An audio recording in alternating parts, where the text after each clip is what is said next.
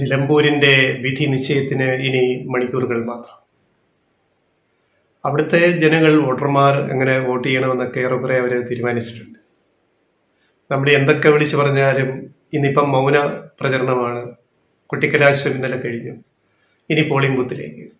നമ്മളിനി എന്തൊക്കെ വിളിച്ചു പറഞ്ഞാലും ഭൂരിപക്ഷം വോട്ടർമാരും നിലമ്പൂരിലെ വോട്ടർമാർ ആർക്ക് കുത്തണം, കുത്തുകയല്ലല്ലോ, ഇപ്പം ഞെക്കുകയാണല്ലോ, ആർക്ക് ഞെക്കണം വോട്ടിംഗ് മെഷീനിൽ എന്ന് തീരുമാനിച്ചിട്ടുണ്ട്. അതുകൊണ്ട് മലമറിക്കാം എന്നൊക്കെ വിചാരിച്ചിട്ടൊന്നല്ല ഞങ്ങളിത് പറയുന്നത്. ഈ വീഡിയോയിൽ കൗണ്ട് ഡൗൺ തീരാൻ പോകുന്നു. അപ്പോൾ റോക്കറ്റ് കുതിക്കാൻ പോകുന്നു, ബ്ലാസ്റ്റ് ചെയ്യാൻ പോകുന്നു. അപ്പോൾ എന്താ നടക്കുക? ഒരു ചെറിയ ശതമാനം വോട്ടർമാർ, ഇതുവരെയും തീരുമാനം എടുത്തിട്ടില്ലാത്തവർ, വലിയ രാഷ്ട്രീയ ആവേശമൊന്നും ഇല്ലാത്തവർ, എന്നാൽ കാര്യങ്ങളെ മനസ്സിലാക്കുന്ന പ്രബുദ്ധരായ വോട്ടർമാർ, അവർ ഒരു ചെറിയ ശതമാനം ഇപ്പോഴും എന്ത് ചെയ്യണം, എങ്ങനെ ചെയ്യണം എന്ന് തീരുമാനിക്കാത്തവരുണ്ടാവാം. അപ്പം അവരുകൂടിയാണ് ഇതിലെ പ്രധാന വിധികർത്താക്കൾ. ഇപ്പോൾ ഒരു ചെറിയ മാർജിനാണ് UDF LDF ഏതെങ്കിലും സ്ഥാനാർത്ഥി ജയിക്കുന്നതെങ്കിൽ ഈ അവസാന നിമിഷത്തെ ചില ഷിഫ്റ്റിങ്സ്, ടിസ്റ്റുകൾ, മനം മാറ്റം, അവിടെ കൊടുക്കണോ ഇവിടെ കൊടുക്കണം, ആ സ്ഥാനാർത്ഥി കൊള്ളാം, മറ്റേ ആളും കൊള്ളാം, അപ്പോൾ ആർക്ക് കൊടുക്കണം, കൺഫ്യൂഷൻ, സംശയങ്ങൾ വരാം. അങ്ങനെ തീരുമാനിക്കാത്തവർക്ക് ഇനി മണിക്കൂറുകളുണ്ട്. അവരെ കൂടെ പരിഗണിച്ചിട്ടാണ് ഞങ്ങളിത് പറയുന്നത്. കാരണം തൃപ്പൂണിത്തുറയിൽ നിന്നാണ് സ്വരാജ് സ്വന്തം നാടായ നിലമ്പൂരിൽ വന്ന് മത്സരിക്കുന്നത്. തൃപ്പൂണിത്തുറയിൽ ആദ്യം ജയിച്ചു, 2014 ജയിച്ചു, മികച്ച ഒരു MLA എന്ന രൂപത്തിൽ വികസന പ്രവർത്തനങ്ങൾ ഉൾപ്പെടെയെല്ലാം നിയമസഭയിലെ പെർഫോമൻസ്. കാരണം ഒരു MLAയുടെ പ്രധാന ജോലി നിയമനിർമ്മാണമാണ്, അതിൽ പങ്കെടുക്കുക, അതോടൊപ്പം മണ്ഡലത്തിൻ്റെ വികസനം. ഈ രണ്ടിലും വളരെ തികവാർന്ന, വളരെ മികവുള്ള, ഒരു പരാതിയുമില്ലാത്ത പ്രവർത്തനം ചെയ്ത് വിജയിപ്പിച്ച സ്വരാജിനെ അവിടുത്തെ തൃപ്പൂണിത്തുറയിലെ വോട്ടർമാരെ തോൽപ്പിച്ചു. അതിൻ്റെ ഇപ്പോൾ അവരനുഭവിക്കുന്നുണ്ട്. നിലമ്പൂറുകാർക്കൊരു അവസരം നിങ്ങൾ കഴിഞ്ഞ ദിവസം വീഡിയോ പറഞ്ഞു പോലെ, ഈ തൃപ്പൂണിത്തുറയിൽ ബാബുവിനെ സ്വരാജിനെതിരെ ജയിപ്പിച്ചത് ആരായിരുന്നു? അത് BJP ആണ്. സ്വരാജ് തോറ്റത് വെറും 992 വോട്ടിലാണ്. പക്ഷെ BJPയുടെ 6000-ലധികം വോട്ടുകൾ ഇവിടെ പോയി. ഇത് പറയുന്നത് ഞങ്ങളല്ല. 2021 ബാബു ജയിക്കുമ്പോൾ, 992 വോട്ടിന് ജയിക്കുമ്പോൾ, നിസ്സാര വോട്ടിന് ജയിക്കുമ്പോൾ, തോറ്റ BJP സ്ഥാനാർത്ഥി ഡോക്ടർ KS രാധാകൃഷ്ണൻ മാപ്രകളോട്, മാധ്യമപ്രവർത്തകരോട് വിളിച്ചു പറഞ്ഞിരുന്ന കരഞ്ഞ ഒരു സീനുണ്ട്. ആ വീഡിയോ യൂട്യൂബിൽ കാണും. അദ്ദേഹം അത് പറയുമ്പോൾ അദ്ദേഹം കരയുന്നുണ്ട്. ആര്? KS രാധാകൃഷ്ണന്റെ കണ്ണിൽ നിന്ന് ഇങ്ങനെ അദ്ദേഹത്തിന് പ്രയാസം ഇങ്ങനെ ഊറി വരുന്നുണ്ട്. ഡോക്ടർ KS രാധാകൃഷ്ണൻ കോൺഗ്രസ് വിട്ട് BJP പോയതാണ്. കോൺഗ്രസ് നിന്നിട്ട് കോൺഗ്രസിന്റെ എല്ലാ ആനുകൂല്യങ്ങളും പറ്റി. വളരെ വിദഗ്ധനാണ്, വിദ്യാഭ്യാസമുണ്ട്, നല്ല വാഗ്മിയാണ്, എല്ലാത്തിനെ പറ്റി നല്ല വിവരമുള്ള ആളാണ്. എനിക്ക് അദ്ദേഹത്തോട് ബഹുമാനമാണ്. അപ്പോൾ കോൺഗ്രസിൽ നിന്ന് പക്ഷേ അദ്ദേഹം എല്ലാം കിട്ടിയിട്ടാണ് BJPയിലേക്ക് പോയത്. അദ്ദേഹം അവസാനം PSCയുടെ ചെയർമാൻ വരെയായിരുന്നു, വലിയ ശമ്പളത്തിൽ. ഇപ്പം അദ്ദേഹത്തിന് എത്രയോ വലിയൊരു തുക പെൻഷൻ അതിൽ നിന്ന് കിട്ടുന്നുണ്ടാവും. അതുകൂടാതെ കോളേജ് അധ്യാപകൻ, സർവകലാശാലയുടെ തലപ്പത്തിരുന്നതിൻ്റെ ആനുകൂല്യങ്ങൾ ഉൾപ്പെടെ. അപ്പോൾ അദ്ദേഹം ഒരിക്കലും കോൺഗ്രസ് വിട്ട് പോകാൻ പാടില്ല. കോൺഗ്രസ് ആണ് അദ്ദേഹത്തിനെല്ലാം കൊടുത്തത്. പക്ഷെ അദ്ദേഹം BJP പോയിട്ട് കിട്ടേണ്ടത് കിട്ടി. അദ്ദേഹം ഇരുന്ന് കരഞ്ഞു. 2021 വാർത്താ സമ്മേളനത്തിൽ എന്താ പറഞ്ഞത്? കഴിഞ്ഞ തവണ 2016 BJP സ്ഥാനാർത്ഥിക്ക് കിട്ടിയ വോട്ട് പോലും എനിക്ക് കിട്ടിയില്ല. BJPക്കാരനെ കാലുവാരിയെന്ന് ആ പാർട്ടി ചേർന്നിട്ട് വിളിച്ചു പറയേണ്ടി വന്ന ഗതികേടിൽപ്പെട്ടുപോയി ഡോക്ടർ KS രാധാകൃഷ്ണൻ. അവിടെയാണ് സ്വരാജ് തോറ്റുപോയത്. ആരാ തോപ്പിച്ചത്? BJP. കണക്കുകൾ ഇതാണ്. 2016 തുറവൂർ വിശംബരനായിരുന്നു BJP സ്ഥാനാർത്ഥി. അന്ന് തുറവൂർ വിശംബരൻ നേടിയ വോട്ട് 29,843 വോട്ട്. ശതമാനം പറഞ്ഞാൽ 19.29 BJP വോട്ട്. അത് നല്ല വോട്ടാണ്. BJP എന്ന പാർട്ടിയെ സംബന്ധിച്ച് 15 മുകളിലേക്ക് പോയാൽ അവർ വളർന്നു എന്ന് അതിനർത്ഥം. 19.29% വോട്ട് നേടി 29,843 വോട്ട് നേടിയ തുറവൂർ വിശംബരൻ 2016 ലഭിച്ചത് BJPയുടെ വളർച്ച. 2021 KS രാധാകൃഷ്ണൻ BJPയുടെ 6000-ൽ വരെ വോട്ട് ചോർന്നു പോയി. എവിടെ പോയി ഈ വോട്ട്? എവിടെ പോയി വോട്ട്? അത് ബാബുവിന് പോയി. നോട്ടയ്ക്ക് അവിടെ 1000-ൽ കൂടുതൽ വോട്ട് കിട്ടി ഈ 2021. 2014 നോട്ടയ്ക്ക് 1000 കൂടുതൽ വോട്ട് കിട്ടി. പക്ഷെ സ്വരാജ് തോറ്റത് 992 വോട്ടിന്. എന്തൊരു ദുരന്തമാണ് തൃപ്പൂണിത്തുറക്കാർ സ്വരാജിനോട് ചെയ്തത്, എന്തൊരു ക്രൂരതയാണെന്ന് ആലോചിക്കുന്നത്. ചെറിയ ക്രൂരതയൊന്നുമല്ല. അപ്പൊ കെ എസ് രാധാകൃഷ്ണൻ കിട്ടിയത് 23,756 വോട്ട് മാത്രം, 15.20. 19% നിന്ന് എങ്ങനെ 15% കെ എസ് രാധാകൃഷ്ണന്റെ വോട്ട് താണു? അപ്പൊ BJP തൃപ്പൂണിത്തുറയിൽ വളർന്നില്ലല്ലോ.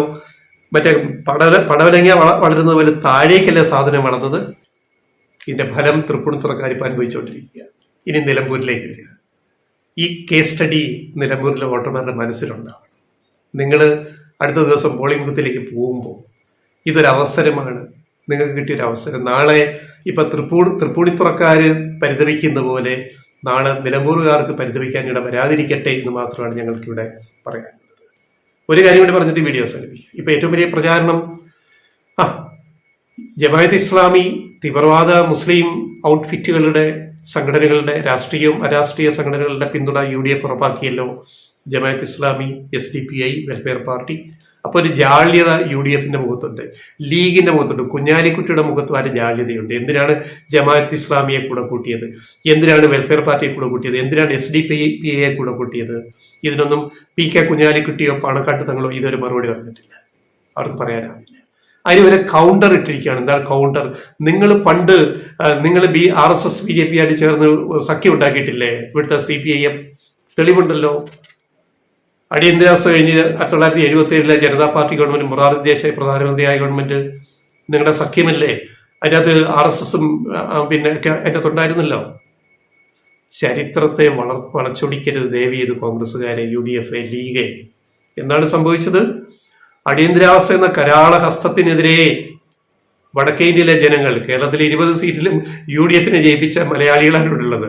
അതേസമയം പ്രബുദ്ധരായ വടക്കേ ഇന്ത്യയിലെ ജനങ്ങള് അടിയന്തരാവസ്ഥക്കെതിരെ വോട്ട് ചെയ്ത് 77 ഇന്ദിരാഗാന്ധിയുടെ സ്വേച്ഛാധിപത്യത്തിനെതിരെ JPയുടെ നേതൃത്വത്തിലുണ്ടാക്കിയ മുന്നണി ജയപ്രകാശ് നാരായണൻ.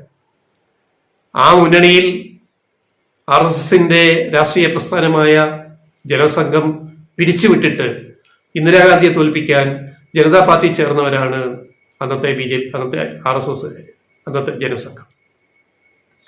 ഇനി ജനസംഘമില്ല. നമ്മൾ ജനാധിപത്യ പ്രക്രിയയിൽ നമ്മൾ പ്രതിപക്ഷത്ത് മുന്നണിയിൽ ചേരുന്നു, ലയിക്കുന്നു, ജനതാ പാർട്ടി ഉണ്ടാക്കുന്നു. അപ്പൊ ജനസംഘം പിരിച്ചുവിട്ടു. അപ്പൊ ജനസംഘം പിരിച്ചുവിട്ട് ജനാധിപത്യ പ്രക്രിയയിൽ വന്ന് ജനതാ പാർട്ടിയിൽ ലയിച്ച ആ സഖ്യത്തിനാണ് ഇടതുപക്ഷം CPIM പിന്തുണ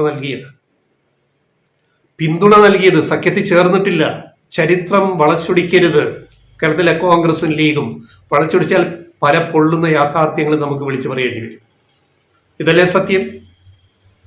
ആ ഗവൺമെന്റ് ആ ഇലക്ഷനിൽ 77 ജനതാ പാർട്ടി ജയിക്കുന്നു. ഇന്ദിരാഗാന്ധി ചവറ്റുകുട്ടയിൽ അറബിക്കടലിൽ അന്ന് EMS പറഞ്ഞ മുദ്രാവാക്യം അടിയന്തരാവസ്ഥ അറബിക്കടലിൽ. അത് സംഭവിച്ചു. ഓർമ്മയുണ്ടോ? നമ്മുടെ രാഷ്ട്രീയം, കേരള ചരിത്രം, ദേശീയ ചരിത്രം, രാഷ്ട്രീയ ചരിത്രം. ജനതാ പാർട്ടി ഗവൺമെന്റ് അധികാരത്തിൽ വന്നു. മുക്കൂട്ട് മുന്നണി, പല പാർട്ടികളെ ലയിച്ച്, ജനസംഘം ഒരു വശത്ത്, മറ്റേത് മറുവശത്ത്, സോഷ്യലിസ്റ്റ് ഒരു വശത്ത്, ഇടതുപക്ഷ ചിന്താധികാരി മറുവശത്ത്, എല്ലാം കൂടെ കൂടിച്ചേർന്ന ഒരു മറ്റേ ഈ എന്താ പറയുക ഒരു അവിയൽ സഖ്യമായിരുന്നു പാർട്ടിയായിരുന്നു ജനതാ പാർട്ടി. ആ അസ്വാരസ്യങ്ങൾ 2-3 കൊല്ലത്തിനകത്ത് തന്നെ 2 കൊല്ലത്തിനകത്ത് തന്നെ പുറത്തു വന്നു. ജനസംഘം അവർ പുനരുജ്ജീവിപ്പിച്ചു. RSS ഔട്ട്വൈറ്റ്. ജനതാ പാർട്ടി പിളർന്നു. വീണ്ടും 1980 അടുത്ത ഇലക്ഷൻ, ലോക്സഭ ഇലക്ഷൻ, 77 സർക്കാർ ഇടിഞ്ഞു വീണു, പൊളിഞ്ഞു, മൊറാർജി ദേശായി സർക്കാർ. പിന്നെ പല പരീക്ഷണങ്ങൾ, അവസാനം വീണ്ടും ഇലക്ഷൻ. അന്ന് കേരളത്തിൽ എന്താ സംഭവിച്ചത്? ഈ RSS BJP കക്ഷികളുമായിട്ട് സഖ്യം ചേർന്നത് ആരായിരുന്നു? ഇവിടുത്തെ കോൺഗ്രസ് അല്ലേ? ഇവിടുത്തെ ലീഗല്ലേ? കോലീബി എന്താണ് പറയാം? ചരിത്രം അറിയണം. കോലീബി എവിടൊക്കെയാണ് കോലീബി ഉണ്ടാക്കിയത്? ഞങ്ങളെ കൊണ്ട് ഇതൊന്നും വിളിച്ച് ദയവേത് പറയിപ്പിക്കുന്നത്. നിങ്ങൾ പറയിപ്പിക്കുകയാണ് ഇവിടുത്തെ കോൺഗ്രസ് നേതാക്കൾ, VD സതീശൻ, K സുധാകരൻ, പിന്നെ PK കുഞ്ഞാലിക്കുട്ടി, ലീഗ്, തങ്ങൾ ഉൾപ്പെടെ.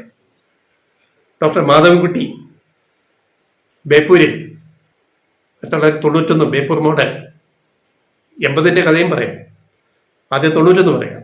ബേപ്പൂരിൽ ഡോക്ടർ മാധവൻകുട്ടി എന്ന RSSകാരനെ, BJPക്കാരനെ പൊതു സ്ഥാനാർത്ഥിയായിട്ട് പ്രഖ്യാപിച്ചു. ആര്? BJP. ജനസംഘം പുനരുജ്ജീവിച്ച് BJP ഉണ്ടാക്കിയല്ലോ വീണ്ടും. BJP, കോൺഗ്രസ്, ലീഗ് പൊതു സ്ഥാനാർത്ഥി doctor K Madhavankutty, Kozhikode medical കോളേജിലെ ഡോക്ടർ, തനി RSSകാരനെ. ഉളുപ്പില്ലേ, നാണമില്ലേ? ഇപ്പൊ ഇതൊക്കെ ഓർക്കാൻ നിങ്ങൾക്ക് ഉളുപ്പില്ലല്ലോ, നാണമില്ലല്ലോ. തോറ്റു തുന്നം പാടി ഡോക്ടർ കെ മാധവൻകുട്ടി. ആരൊക്കെ പിന്തുണച്ചിട്ട്? RSS, BJP, കോൺഗ്രസ്, ലീഗ്, പൊതു സ്ഥാനാർത്ഥി. അതാണ് ഡോക്ടർ മാധവൻകുട്ടിയുടെ കോലിബി സഖ്യം. വളരെ പ്രസിദ്ധമായ കോലിബി സഖ്യം അവിടെയാണ് തുടങ്ങുന്നത്. ലീഗും കോൺഗ്രസും RSSും BJP ആയിട്ട്. പിന്നെ 80 KG Marar പെരിങ്ങളത്ത്, O Rajagopal കാസർഗോട്ട്. KG മാരാരും O രാജഗോപാലുകാരാണ് BJP RSS. അവരെ പൊതു സ്ഥാനാർത്ഥിയുടെ അംഗീകരിച്ച ആരൊക്കെയായിരുന്നു? കോൺഗ്രസ്, ലീഗ്. സംശയമുണ്ടോ? പൊളിറ്റിക്കൽ ഹിസ്റ്ററി ഓഫ് കേരള പറയുകയാണ്. സംശയമുണ്ടോ? തർക്കിക്കാൻ ആരെങ്കിലും ഉണ്ടോ? ലെഫ്റ്റ് ചോദിക്കുകയാണ്. ആരെങ്കിലും ഉണ്ടോ? ഉണ്ടെങ്കിൽ മുന്നോട്ട് വാ. ചരിത്ര പറയുന്നത് തീർന്നില്ല. O രാജഗോപാലും രത്നസിംഗും KG മാരാരും ഒക്കെ തോറ്റു തുന്നം പാടി. വിട്ടില്ല. അവിടെയും വേറൊരുത്തൻ കൂടിയുണ്ട്. ആരാണ്? നമ്മുടെ K സുധാകരൻ, മുൻ KPCC പ്രസിഡന്റ്, കോൺഗ്രസിലെ സിംഹം, പുലി, കടുവ. അദ്ദേഹം അന്ന് ഈ സഖ്യത്തിലായിരുന്നു, ജനതാ പാർട്ടി സഖ്യത്തില് RSS BJPയുടെ പിന്തുണയോടെ ഇടക്കാട് മത്സരിച്ചു. ഇടക്കാട് തോൽപ്പിച്ചത് ആരാന്നറിയാമോ? തോറ്റു തുന്നമ്പാടി പോയി K സുധാകരൻ തോൽപ്പിച്ചത് ഇപ്പോഴത്തെ വനം മന്ത്രി AK Saseendran. അക്കാലത്താണ് K Sudhakaran RSS ശാഖയ്ക്ക് കാവൽ നിന്നത്. അദ്ദേഹം സമ്മതിച്ചിട്ടുണ്ടല്ലോ, ഞാൻ RSS ശാഖയ്ക്ക് കാവൽ നിന്നു എന്ന്. അതക്കാലത്തായിരുന്നു. ഓർമ്മയുണ്ടല്ലോ.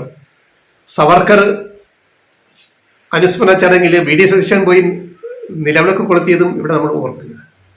ഇവര് പകല് കതറും രാത്രി കാക്കിയുമാണ്.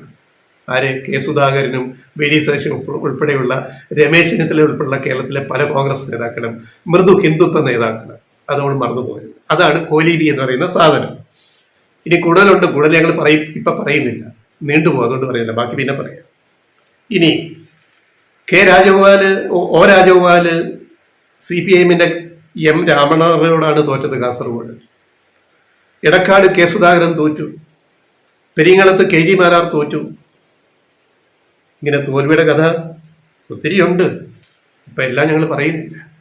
അപ്പൊ നിലമ്പൂരിലെ വോട്ടർമാരോട് ലെഫ്റ്റ് റൈറ്റ് വോയിസിന് പറയാനുള്ളത്, ഒന്ന് ഇരുത്തി ചിന്തിക്കുക. മണിക്കൂറുകൾ മാത്രമേ ബാക്കി. നിങ്ങളുടെ ഒരു വിരൽപ്പാട് ചരിത്രത്തെ മാറ്റിമറിക്കുമെന്ന് നിങ്ങൾ ആലോചിക്കുക.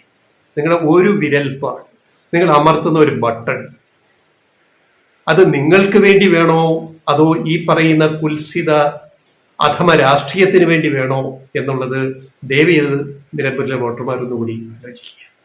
പിന്നെ പശ്ചാത്തപിക്കേണ്ടി വരരുത് നാളെ. അത്ര മാത്രമേ ഞങ്ങൾക്ക് ലെഫ്റ്റ് റൈറ്റ് വോയിസിന് പറയാൻ.